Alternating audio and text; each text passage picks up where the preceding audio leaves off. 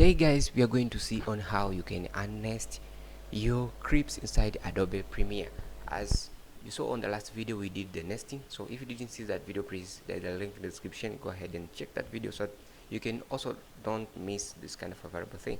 So guys, I'm going to show you on how you can unnest your creeps inside Adobe Premiere today. So without wasting much time guys, let's get into the video.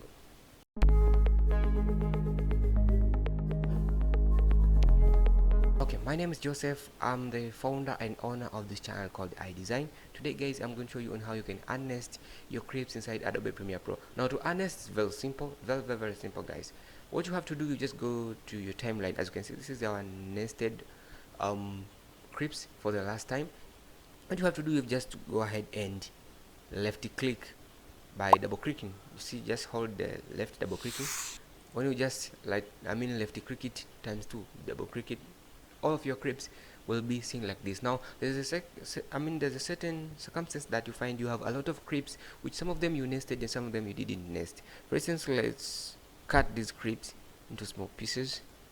I'm going to cut them just like that. So after there, I'm going to select maybe these first 3 creeps and I'm going to nest them.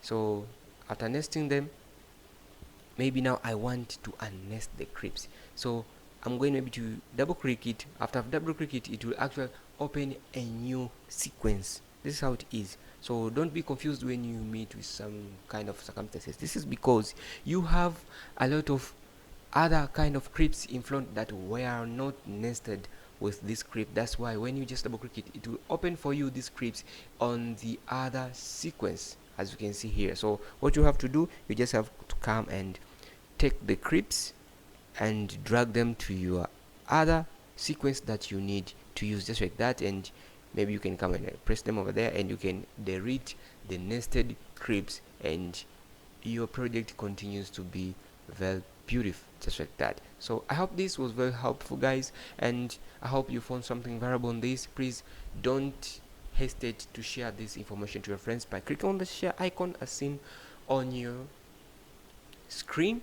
And also please don't forget to comment what you learned today here and what you would like to learn in the future. And if you didn't understand any kind of a thing, please also leave it in the comment section below. And if you have any kind of challenge facing Adobe Premiere, you can just comment it on the comment section down below and I'll be very happy to help you guys. So see you on the next one guys, and peace.